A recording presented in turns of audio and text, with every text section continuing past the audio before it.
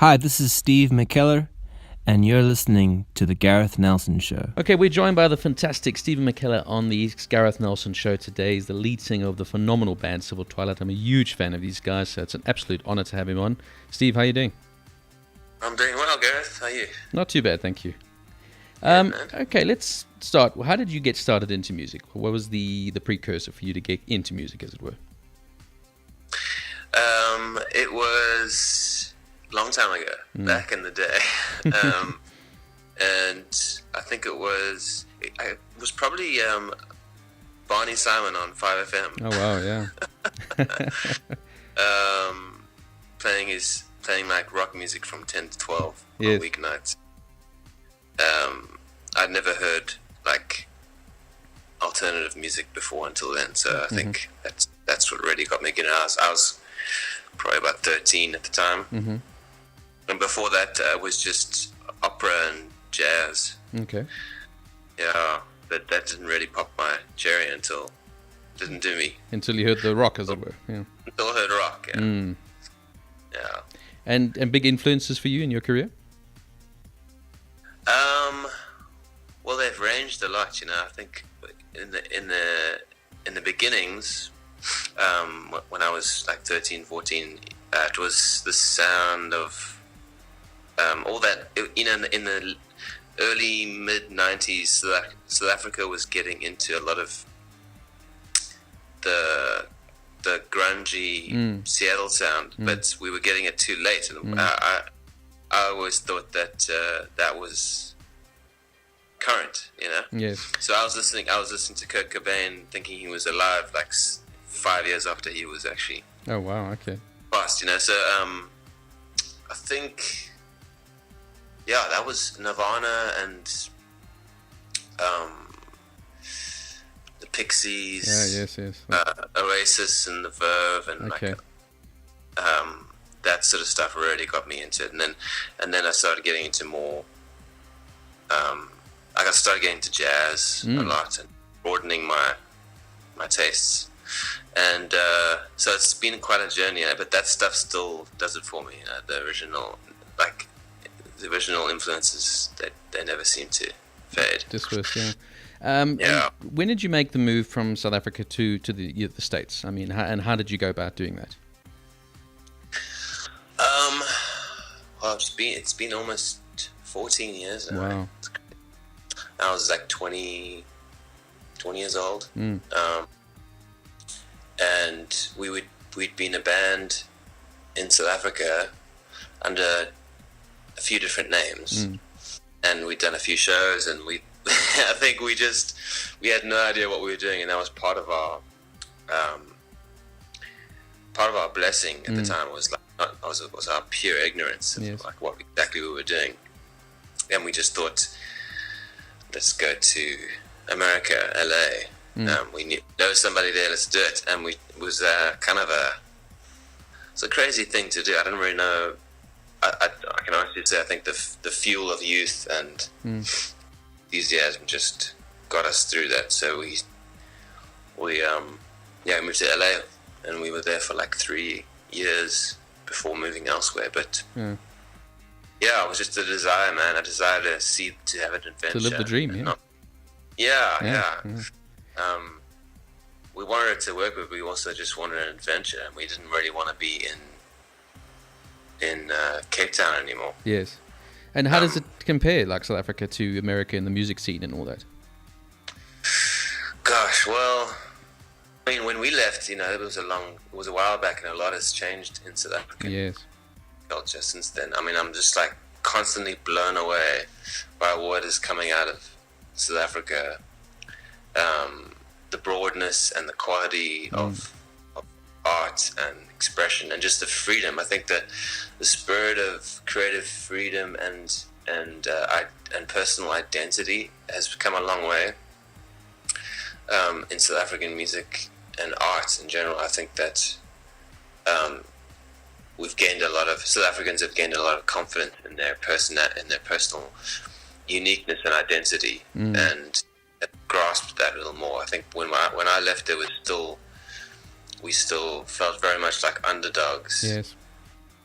We we were like South Africa was like, in the grand theatre of the world, we were sort of the balcony seats, yes. the nose, yes. observing what the rest of the world was doing and trying to duplicate that. And I think now it's changed a lot, and it's awesome. But I think that moving to the States, America is a very it's huge, first of all, and you never really get to the bottom of it. But then also, it's the land of opportunity, and it still remains that way. And the basis of the culture is dream it and it can be. Yes. And that leads a lot of people down a weird path, and sometimes destructive and disappointing path, but sometimes it yields great things, great ideas, and great careers and great art. So that's the reason why we kind of stuck around, just to how that takes us. Trying to capture the American dream, as it were, yeah. Yeah, totally. And the American dream as a whole is quite a complex thing. Initially it's pretty basic. Yes. And then you get into the American history and psyche and the culture socially of how it all comes together, and you realize that it's a lot more complex, and you sort of have to form your own culture, yes. of success and taste and life choice. But again, America allows you to do that. Yes. It's a wonderful. So yeah, I love it here, and plus I've just made some amazing friends. Indeed, it's your home now, yeah. Yeah, totally. It's where I grew. I always say I grew up in Cape Town, and then I became an adult in America. Yes, yes. That's very true. And do you miss South Africa at all? Yeah, I do. I still have my family there, and I go back once a year probably. I miss it a lot, and whenever I go back, I spend at least a month or two there. Oh wow, okay. Yeah, I love it, but it's so interesting coming back after having perspective, Yes. And yeah, it's such an interesting, fascinating country, man. Just what's going on right now, it's just unbelievable. Just trying to explain it to Americans, it's like can't even start. No, of course, and I mean, there's so much going on out here, musically, politically, etc. What do you think about the state of music in the world? Would you say right now? Do you think there's a shift away from sort of rock music, guitar-based music, to more sort of hip-hop and dance-orientated music? Yeah, I think it seems to be. In America, I can speak, I guess, more about American movement, what's happening here, and I think, I feel it's so funny. I'm like 35 now. It's like I feel already completely out of touch with a lot of things, because trends and culture is moving so quickly. Yes. I find it hard to keep up, but these kind of things. Trends and style, fashion always come around. They always do full circles. And so what I'm finding is a lot of. Nowadays it's like everything's split up into so many thousands of subcultures that it's hard to sort of put your finger to define it, to define the culture as a whole. Yes.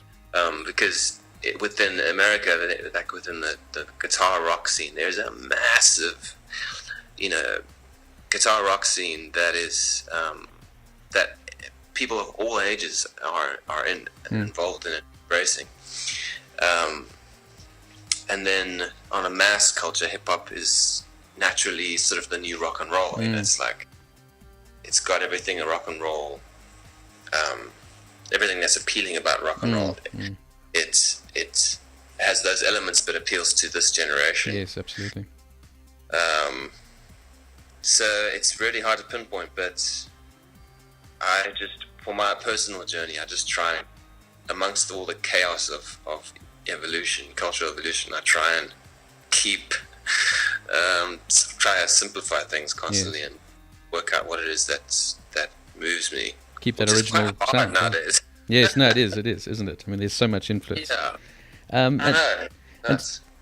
Speaking of that personal journey, some career highlights for you, things that have stood out in your career? Gosh, well, I think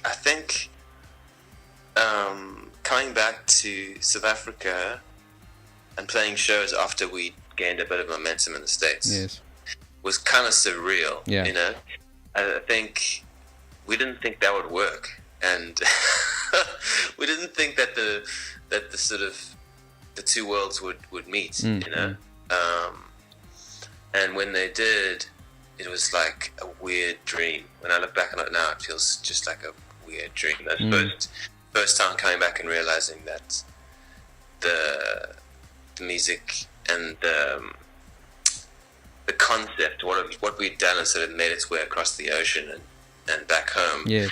And the love and appreciation for what we were doing was just like overwhelming. It was insane. And I still feel that coming back, you know. But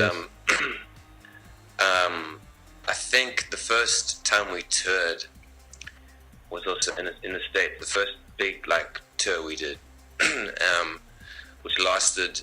It was kind of like it felt like the everlasting tour. It was like 2 years long straight. You know, it was like the first time we were just bouncing from coast to coast, driving everywhere. I think that was just really special for us because we gained so much knowledge and perspective on the journey ahead and how big the country was and what exactly the layout of the country, culturally and otherwise. You know, like a really special time to learn that, and it's I bet it's been lots, but those are two I can think. Sure. Yeah. And what inspires you to write music? I mean, some of your songs are just so fantastic. I mean, Letters from the Sky, I remember hearing that the first time and it blew me away. What inspires you to write a song like that, for example, and many others? I think it comes back to you know, when you first hear music or first play an instrument, and you feel something that you can't express, and it's a deep love, and it's sort of it's a place. It feels like a place you've discovered, you know, and you want to naturally share that with somebody. If you're a kid and you hear this band that just blows your mind, your first instinct is to go to your best mate and say, "You got to check this out," you know. Yes. And I think writing music is the same thing. It's like I search. Music is a wonderful vehicle for me to like discover another world, another way of explaining the world, maybe. And when I find out, when I'm personally touched by that and moved, I naturally want to share that with somebody else. Yes.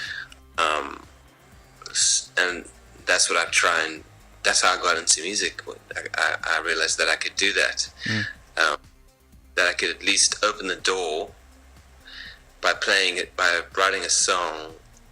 I myself have opened a door to something. Yes. But I don't have to like create that world that's behind the door necessarily. I just have to sort of open it for people to walk through, and then they walk through and they can make what they want from it. Yes. You know?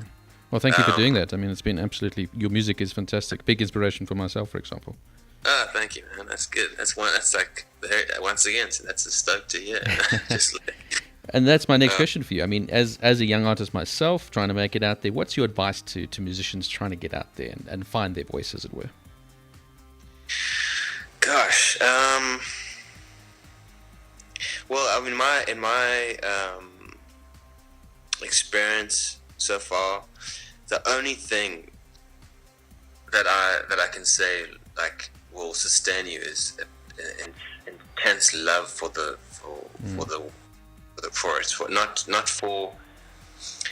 not for the attention that it brings, and not for the praise that you might receive, and not for the response or the lack thereof. It's if you sort of dust all those things away, which are kind of just petty byproducts of what we do, you know, and break it down to you and your relationship with music, your personal relationship with it.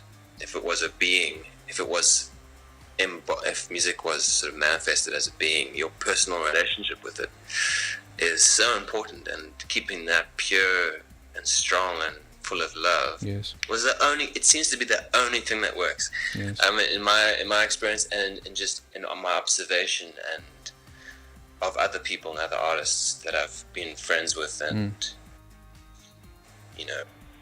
like studied over the years. Yes. That's the only thing that seems to follow through, because that love and respect for it will guide you through a lot. It'll help you through a lot of decisions, and sometimes those decisions are really hard, as in an example being to stop doing it for a while. Yes. And take a step back almost.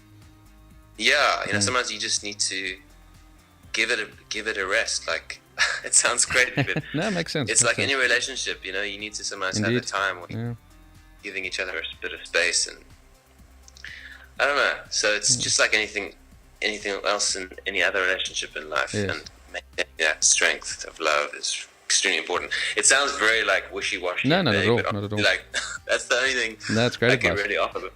Yeah, because everything else is just, like I said, cultural, and everything's moving so quickly. Yes. Couldn't possibly give you like an A to B of how to make it. Yes. That's just be true to yourself, I suppose. Yeah. Yeah. So what does the future hold for Civil Twilight, for Steve, yourself? What does it hold for you? What's next? Well, jeez, I don't think I've ever known the answer to that question. Because that's what makes it so exciting. But I think for me, I am enjoying I got married like 2 years ago. Oh, congrats. And thanks. And it's been amazing. And I think I've just been enjoying that and traveling with her, gaining more love and experience of life. And I'm wanting to put that into music at some stage on a personal level. Oh, you must, absolutely. Yeah, so I'm certainly like working towards that in my own expression of that, and being of this age and in this time. Yes.